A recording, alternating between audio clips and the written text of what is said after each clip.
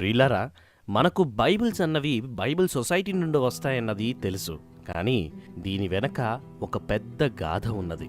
దాన్ని మీరు తెలుసుకోవాలని కోరుకుంటున్నాము. ఇది మేరీ జోన్స్ జీవిత గాథ. తన సొంత బైబిల్ను పొందుకోవడానికి తాను పడిన కష్టము వర్ణించే గాథ. చాలా కాలం క్రితం దూర ప్రాంతమైన వేల్స్ అనబడిన ఒక చిన్న దేశంలో మేరీ అనే ఒక అమ్మాయి తన తల్లిదండ్రులతో కలిసి జీవించేది. వారు ధనవంతులు కారు. వారితో ఎక్కువ డబ్బులు కూడా లేవు.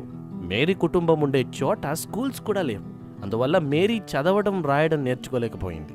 కానీ ప్రతి ఆదివారం మేరీ తన తల్లిదండ్రులతో కలిసి చర్చికి వెళ్ళేది. అక్కడ పాస్టర్ గారు తన వద్ద ఉన్న పెద్ద బైబిల్లో నుంచి చెప్పే సంగతులన్నీ శ్రద్ధగా వినేది. అక్కడ బైబిల్లో నుంచి నోవాహు, ఇస్సాకు, దావీదు, గొల్యాతు లాంటి గొప్ప వ్యక్తుల గురించి, యేసుక్రీస్తు చేసిన ఆశ్చర్యమైన అద్భుతాలన్నిటి గురించి వినడం మేరీకి ఎంతో ఆనందాన్ని ఇచ్చేది. పాస్టర్ గారు చర్చిలో బోధించిన కథలన్నీ గుర్తించుకోవడానికి మేరీ ఎంతో ప్రయత్నించేది, కానీ గుర్తుండేవి కాదు. ఒకరోజు మేరీ తండ్రి వారి ఊర్లో స్కూల్స్ మొదలవ్వబోతుంది అన్న శుభవార్త తనకి చెప్పాడు.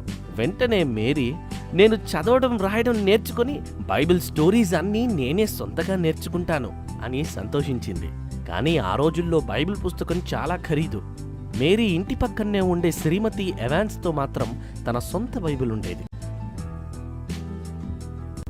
మేరీకి బైబిల్ కథలు అంటే ఎంత ఇష్టమో ఆమెకు తెలుసు. రోజు మేరీని తన ఇంటికి పిలిచి బైబిల్ చదవమని చెప్పింది. శ్రీమతి ఎవాన్స్ గారి ఇంట్లోకి వెళ్ళగానే ఒక చక్కని టేబుల్ పైన ఎంతో అందంగా అలంకరించి వస్త్రంపై పెద్ద బైబిల్ కనిపించింది. నాతో కూడా నా సొంత బైబిల్ ఉంటే ఎంత బాగుండు అనుకుంది మేరీ. ఎలాగైనా ఏం చేసినా సరే తనకంటూ ఒక బైబిల్ సంపాదించుకోవాలని నిర్ణయించుకుంది. బైబిల్ కొనడానికి కావలసిన డబ్బు కోసం మేరీ కష్టపడి పనిచేయడం మొదలుపెట్టింది. కర్రపుల్లలు, గుడ్లు జమ చేసి వాటిని సంతలో అమ్మి డబ్బు సంపాదించేది. ఇంకా బట్టలు కుట్టడం, చిన్నపిల్లల్ని చూసుకోవడం ఇలాంటి పనులన్నీ చేస్తూ 6 సంవత్సరాలు కష్టపడి మొత్తానికి బైబిల్ కొనడానికి కావలసిన డబ్బు సంపాదించింది.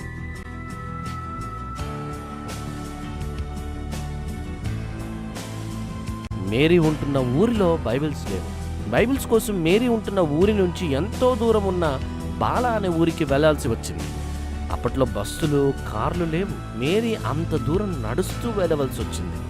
ఒక రోజంతా కొండల్లో, గుట్టల్లో, రాళ్లతో ఉన్న దారిలో కాళ్ళకి చెప్పులు కూడా లేకుండా తన చెప్పులు కొనే డబ్బును కూడా బైబిల్ కోసం దాచిపెట్టుకుని ఆ ఊరికి నడిచింది మేరీ.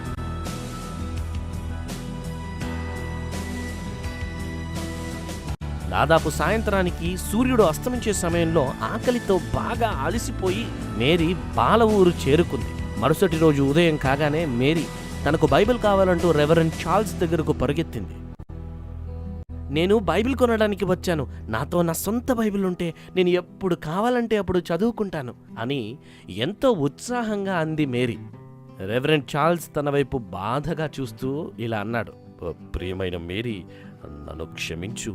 నీకు అమ్మడానికి నాతో బైబిల్స్ మిగల్లేదు. అది విన్న వెంటనే మేరీ గుండె పగిలింది. తాను ఎంతో దుఃఖపడింది. కానీ బైబిల్ కోసం నేను చాలా దూరం నుండి వచ్చాను.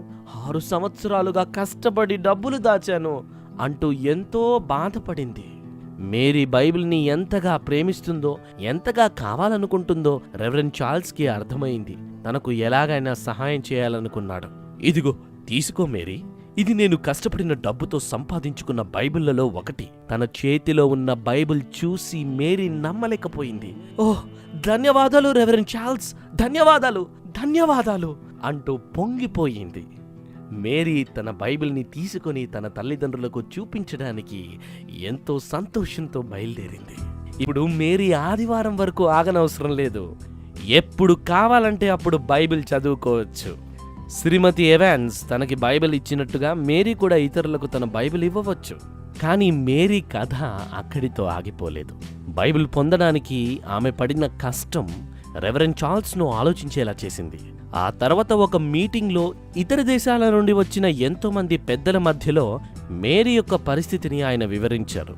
అప్పుడు ఆ పెద్దలందరూ కలిసి వేల్స్ దేశంలో ఉన్న వారందరికీ అతి తక్కువ ధరకే బైబిల్స్ అందివ్వాలని తీర్మానించుకున్నారు. ఆ పెద్దలలో ఒకరైన రెవరెండ్ హ్యూజ్ లేచి, మనం ఈ విధంగా వేల్స్కు మాత్రమే కాక ప్రపంచమంతా ఎందుకు చేయకూడదు అన్నాడు. ఆ విధంగా మొట్టమొదటి బైబిల్ సొసైటీ ప్రారంభించబడింది.